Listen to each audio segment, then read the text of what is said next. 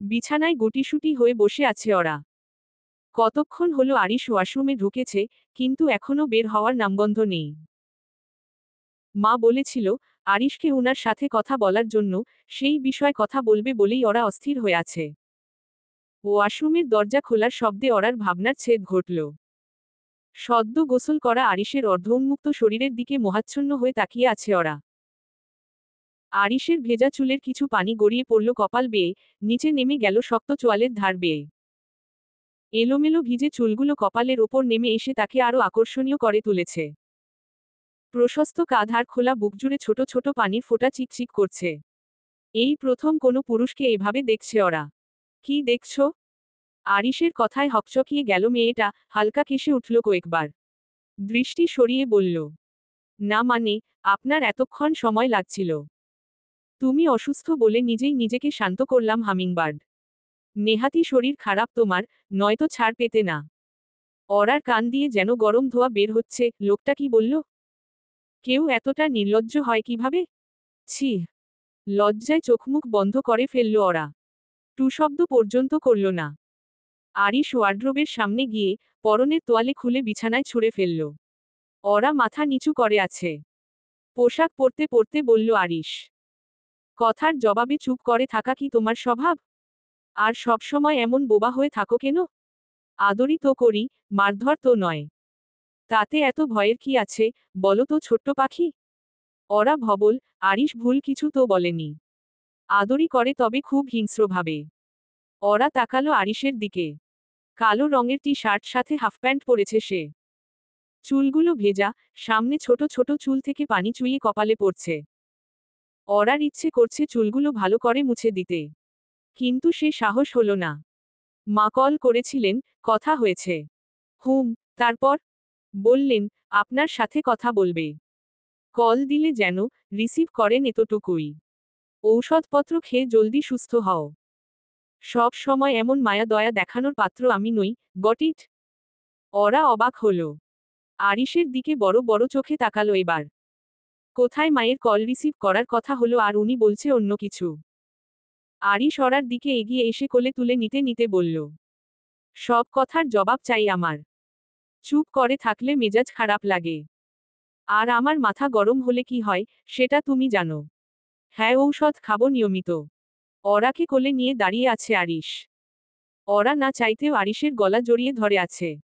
আরিশের নজর ওরার গোলাপি ঠোঁটের দিকে। ওরার ঠোঁট কাঁপছে, বুক ধুরুধুরু করছে। Good girl. Now, give me a sweet kiss.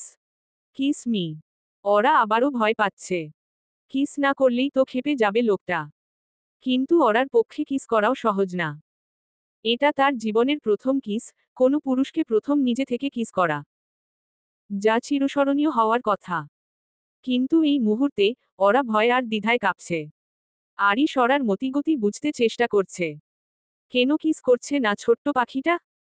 তার কি অন্যত্র সম্পর্ক আছে? উফ! আর ভাবতে পারল না আরিশ। মাথায় আগুন জ্বলছে। আরিশের চোখের দৃষ্টি বদলে যাচ্ছে, নরম প্রশ্রয় মিলিয়ে গিয়ে এক ধরনের কঠোরতার ঝলক ফুটে উঠেছে। সে অপেক্ষা করবে না। অপেক্ষা করা তার স্বভাবের বাইরে। Hummingbird, you are late, now it's my turn. ওরার চিবুক শক্ত করে ধরে মুখটা নিজের দিকে টেনে নিল আরিশ। ওরা বাধা দেওয়ার চেষ্টা করতেই সে আরো শক্ত করে ধরে ফেলল, একদম নিজের দখলে নিয়ে নিল তাকে। নিজের স্বামীকে কিস করতে এত সময় লাগে? ইচ্ছে করে করলে না? করতে হবে না। আমি যথেষ্ট। আরিশের গলা ভয়ঙ্কর শোনাচ্ছে। ওরার নিঃশ্বাস দ্রুত হয়ে আসছে, বুকের ভেতর ধুকধুকানি অসহনীয় হয়ে উঠেছে। আরিশ, এটা ঠিক না।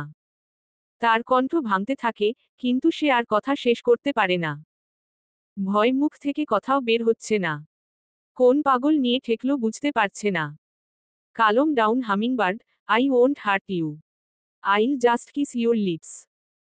আরিশের ঠোঁট ওর কানের কাছে ঝুঁকে আসে, উষ্ণ নিঃশ্বাস কানে ছড়িয়ে পড়ে ওরার। তারপর কোনো কথা ছাড়াই, আরিশ ঠোঁট নামিয়ে আনলো তার ঠোঁটের ওপরে। নরম, সজাগ, কিন্তু সম্পূর্ণ তার নিয়ন্ত্রণে। ওরা তীব্রভাবে বাধা দেওয়ার চেষ্টা করে, হাত দিয়ে ঠেলে সরিয়ে দিতে চায়, কিন্তু আরিশের শক্তি বেশি। স্বাভাবিকভাবেই পুরুষালী শক্তির সাথে পেরে উঠছে না ওরা। আচমকা অরার ফোনের রিংটোন বেজে ওঠাতে বিরক্ত হলো আরিশ। অরার ঠোঁটে মৃদু কামড় দিয়ে বিছানায় বসাল সে। অরার অস্থির লাগছে। কে কল দিল আবার? আরিশ অরার ফোনটা হাতে নিতে নিতে বলল। রোমান্সের সময় বিরক্ত করল কে? রনি। এটা লিখেই সেভ করা আছে নম্বরটা। রনি নামে কেউ কল করেছে অরাকে। কোনো ছেলে কল করেছে দেখেই চোখ বড় বড় হয়ে গেছে আরিশের। তার এমন প্রতিক্রিয়া দেখে অরার ভয় প্রাণ যায় যায় অবস্থা। আরিশ কল রিসিভ করল, তবে এই পাশ থেকে কোনো কথা বলছে না। অরু, এই অরু, কি হয়েছে তোমার? কতদিন হলো কোনো খোঁজ নেই। কেমন আছো, কি করছো কিচ্ছু জানি না। টেনশন হয়তো, কিছু বলো। আরিশ কল কেটে দিয়ে ফোনটা ছুঁড়ে ফ্লোরে ফেলতেই লাফিয়ে উঠল অরা। আরিশের চোখে মুখে রাগে আগুন জ্বলছে। চট করে অরার থুতনি চেপে ধরল সে। ব্যথায় চোখে জল ছলছল করছে অরার। অরু, টেনশন হচ্ছে? এত সুন্দর করে অরু ডাকলো কেন ওই ছেলে? কে হয় তোর? অরা কথা বলতে পারছে না। ভয় গলা শুকিয়ে গেছে, থরথর কাঁপছে শুধু। ঠোঁট নড়ছে একটু একটু, কথা বলতে চাচ্ছে। আরিশ রাগে গর্জে উঠল আবার। স্পিক, ম লিসনিং। মার বন্ধু, একই ক্লাসে রি। আর কিছুই না। ছাড়ুন প্লিজ, লাগছে। ক্লাসমেট? বন্ধু। ডু ইউ থিঙ্ক ম স্টুপিড? ওরা বলে। না। বিশ্বাস করুন। আমি মিথ্যা বলছি না। শান্ত হন। আপনি। চুপ। আরিশের চুপ করতে বলায় কিছু একটা ছিল। ওরা চাইলেও আর কথা বলতে পারল না। আরিশ তাকে বিছানায় ধাক্কা দিয়ে ফেলল। ওরা হাতজোড় করছে। ফুপিয়ে ফুপিয়ে কাঁদছে। আরিশ তার নিজের মধ্যে নেই এখন। সুমনা, তোমার ডাক্তার দেখানো দরকার। তুমি দিন দিন মানসিকভাবে অসুস্থ হয়ে যাচ্ছ। এভাবে চললে আরিশের ওপর আরও বাজে প্রভাব পড়বে। এতটুকু ছেলে। তুমি ওর মা, অথচ ও তোমার সামনে আসতেও ভয় পায়। পাশাপাশি বসে আছেন আফজাল ও সুমনা। আরিশ অন্য রুমে ঘুমাচ্ছে। আফজাল সুমনার সমস্যাগুলো নিয়ে তার পরিচিতদের সাথে অনেক আলোচনা করে বুঝতে পেরেছে সুমনা মানসিকভাবে অসুস্থ। হয়তো অবসেসিভ কম্পালসিভ পার্সোনালিটি ডিজর্ডার আছে।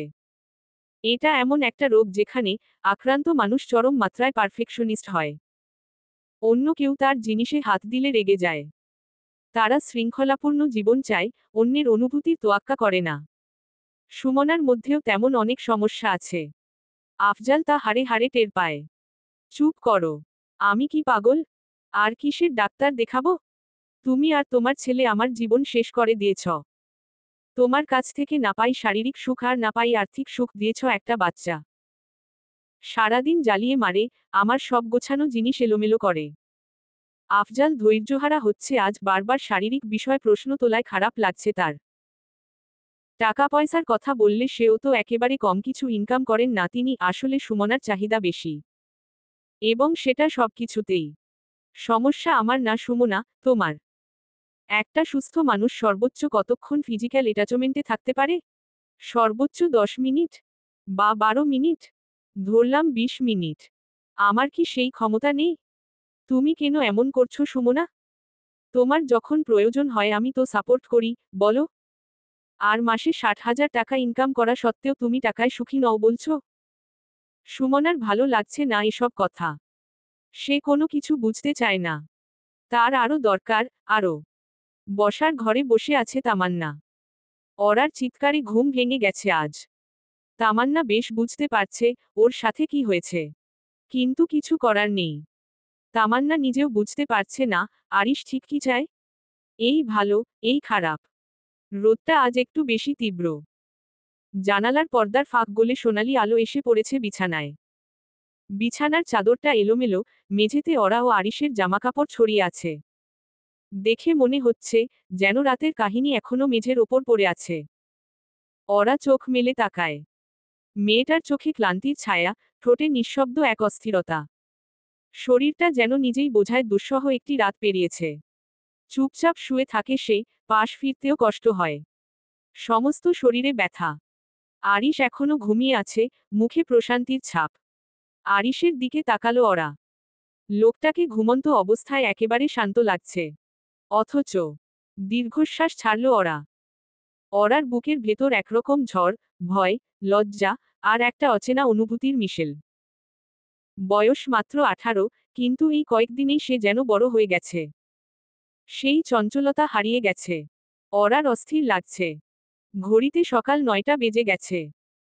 বিছানা ছাড়তে চায় না শরীর, তবুও অরা উঠে দাঁড়ায়। হাঁটতে গিয়ে হালকা কেঁপে ওঠে, পায়ের নিচে শক্ত মেঝে। অরা আয়নার সামনে দাঁড়ালো। গালের একপাশে লালচে ছাপ, ঠোঁট সামান্য ফুলে আছে। গলায়ও লালচে দাগে ভরপুর। কামিজের ভেতরে উকি দিয়ে তাকালো অরা। বুকেও এক অবস্থা। হতাশ লাগছে অরার। সে আয়নায় নিজের চোখের দিকে তাকিয়ে থাকে কিছুক্ষণ। ওই চোখে বিস্ময়, লজ্জা, রাগ, আর এক ধরনের নীরব সাহস। অরা নিজেকে বোঝাতে চায়। তুই ঠিক আছিস, অরা। তুই ঠিক আছিস। তুই সব সহ্য করে নিতে পারবি। সত্যি বলতে এই দিনে কিছুটা হলেও সহ্যশক্তি বেড়েছে মেয়েটার। আরিশের পাগলামি কেমন হতে পারে এতটুকু বুঝে গেছে। মেয়েদের ক্ষেত্রে সঙ্গীর সাথে শারীরিক মিলন তখনই আনন্দের হয়, যখন সেটা মন থেকে হয়। অর্থাৎ মানসিক প্রশান্তি থাকে। কিন্তু ছেলেদের ক্ষেত্রে ভিন্ন। শারীরিক মিলনের ফলে ছেলেদের মানসিক শান্তি লাভ হয়, কিন্তু একটা মেয়ের ইচ্ছের বিরুদ্ধে তার সাথে মিলন করতে গেলে সে মারাত্মকভাবে ভেঙে পড়ে। এই মানসিক যন্ত্রণা কেবল একজন নারীই বুঝতে পারবে। অরা যতই নিজেকে সামলাতে চাচ্ছে, ভেতর ভেতর শেষ হয়ে যাচ্ছে। তারই স্বামী তাকে ধর্ষণ করছে প্রতিদিন। ধর্ষণ? হ্যাঁ, এটাকে বৈবাহিক ধর্ষণই বলে। অরার দুচোখ ছলছল করছে। কাঁদতে কাঁদতে চোখের জলও যেন শুকিয়ে গেছে। বাড়িতে ফিরবে, কিন্তু ফিরে গিয়ে কি বলবে? কিসের জন্য আরিশের সাথে থাকবে না সে? এসবের জন্য? জোর করে সেক্স করে, এসব কিভাবে বলবে বাবা মাকে? অরার হাঁসফাঁস লাগছে। ওয়াশরুমের দিকে এগোলো সে। ওয়াশরুমে ঢুকে ঠান্ডা পানি ছুঁয়ে দিল চোখে মুখে। গোসল করতে হবে। কিন্তু পোশাক আনা হয়নি সাথে। অরা সেসব ভুলে শরীরে পানি ঢালতে শুরু করেছে। গোসল করলে যদি শরীরটা অন্তত একটু ভালো লাগে। তাহলে কি করবে মা? ভাইয়ার কাছে কল দিবে? তালহার কথায় চুপ করে রইলেন তাসলিমা খাতুন। পাশেই চেয়ারে বসে আছে সাবিহা। তালহা উনার বড় ছেলে। গায়ের রং তার শ্যামলা, ছিপছিপে গরম। মুখে সবসময় হাসি লেগে থাকে। দারুণ মনখোলা স্বভাব, ঘর ভর্তি মানুষ থাকুক বা না থাকুক, সে একাই সবকিছু মাতিয়ে রাখতে পারে। হ্যাঁ। এখানে থেকে কি হবে বল? তোর লেখাপড়া শেষ। এবার তো নিজের জায়গাটা বুঝে নিতে হবে তোকে। আর সাবিহারও তো বিয়েশাদি দিতে হবে। আমি বিয়ে করব না এখন, মা। মাঝখানে কথা বলল সাবিহা। সাবিহা বলতে গেলে আগুন সুন্দরী। ফর্সা রং, ঘন লম্বা চুল, তীক্ষ্ণ চোখের দৃষ্টি। অনার্স শেষ করে ঘরে বসে আছে এখন। তাসলিমা বললেন, সেসব পরে দেখা যাবে। আগে ঢাকা চল, তারপর আরিশ করবে যা করার। তোর বাবার অনুপস্থিতিতে আমাদের তো কোনো কমতি রাখেনি সে। কাছাকাছি থাকলে তোদেরকে আরো বেশি ভালোবাসবে। তালহা জানে তার ভাই এমনিতেই খুব ভালোবাসে তাদের। যদিও তেমন কথা হয় না, দেখা হয় না। কিন্তু মনের টান আছে। সাবিহা চুপ করে গেল। বিয়ে করলে আরিশকেই করবে সে, নয়তো নয়। বুঝদার হওয়ার পর থেকে আরিশকে নিয়েই তার সব স্বপ্ন। ঠিক আছে মা। তুমি ভাইয়ার সাথে কথা বলো। আমরা সব গোছগাছ করে নেব। ছেলের কথায় খুশি হলেন তাসলিমা খাতুন। আরিশের চাচা বেঁচে থাকতে পরিবার থেকে দূরে থেকেছেন কেবল আরিশের জন্য। স্ত্রী, সন্তানদের গ্রামে রেখে বছরের পর বছর শহরে পড়ে থেকেছেন। তাসলিমা অবশ্য সে বিষয় কখনো কিছু বলেননি। মাস শেষে মোটা অঙ্কের টাকা পেলেই তিনি খুশি হতেন। সত্যি বলতে আরিশের চাচা দেলোয়ার কখনো চাননি আরিশ আবারও কারো খারাপ কথা শুনে বড় হোক। নিজের স্ত্রীকে ভালো করেই চিনতেন তিনি। সে কারণেই ঢাকায় পরিবার নিয়ে আসতেন না দেলোয়ার। স্ত্রী, সন্তানদের গ্রামে রেখে নিজে ভাতিজার দেখাশোনা ও ভাইয়ের ব্যবসা সামলাতেন। বেশ। আমি রাতে কল দেব। তোরা সব গুছিয়ে নে। তালহা মুচকি হাসল মায়ের কথায়। সাবিহা মাথা নেড়ে ঘর থেকে বেরিয়ে গেল। মনে মনে সে দারুণ খুশি। এতদিনে আরিশের কাছাকাছি থাকতে পারবে সে। অ্যালার্ম ঘড়ির শব্দে ঘুম ভেঙে গেছে আরিশের। ঘুমোঘুম চোখে পাশে তাকিয়ে অরাকে খুঁজছে সে। কিন্তু যাকে খুঁজছে সে নেই পাশে, সজাগ দৃষ্টিতে ঘরের প্রতিটি কোণে চোখ বুলাতে লাগলো আরিশ। কিন্তু না, ওরা ঘরে নেই। আরিশের ঘুম ছুটে গেল। মুহূর্তেই শোয়া থেকে উঠে বসল। এর মধ্যেই ওয়াশরুম থেকে বেরোলো ওরা, পরনে কেবল একটা তোয়ালে। ভেজা চুলগুলো খোলা, এলোমেলোভাবে পিঠে ঝুলে আছে। আরিশ থেমে গেল। সেই দৃশ্য দেখে তার দৃষ্টি আটকে গেল, নিঃশ্বাস ধীর হয়ে এলো। জীবনে এই প্রথম অরার দিকে এমন গভীর চোখে তাকিয়ে আছে সে। ফর্সা, মেদহীন শরীর যেন নিপুণ কোনো শিল্পীর তুলিতে আঁকা। লম্বা চুলের ফাঁক দিয়ে উকি দিচ্ছে তার কোমল কাঁধ। চোখ দুটো ভীষণ মায়াবী, যেন একবার তাকালেই মন ডুবে যায়। আর ঠোঁট, সেটা যেন সদ্য ফোটা গোলাপের পাপড়ি, নরম, কোমল আর এক ধরনের আকর্ষণে ভরা। আরিশ থমকে যায়। তার দৃষ্টিতে, তার মনোজগতে এক অদ্ভুত ঘোর নেমে আসে।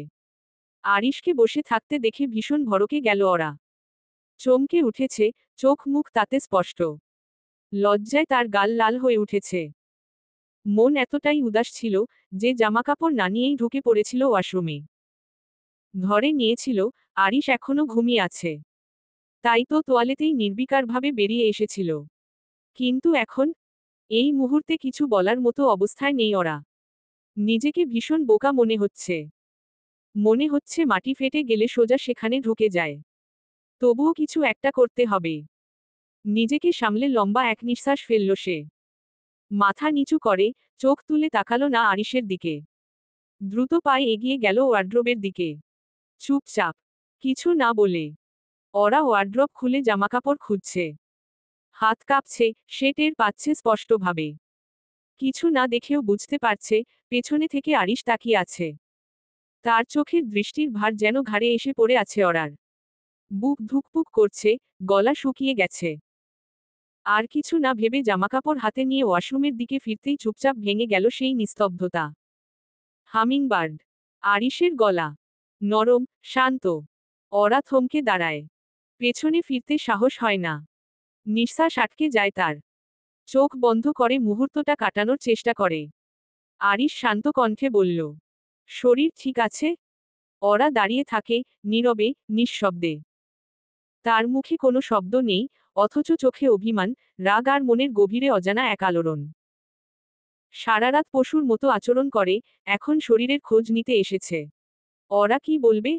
কোন কথায় রেগে যায় বলা মুশকিল। আরিশ বসা থেকে উঠে দাঁড়ায়।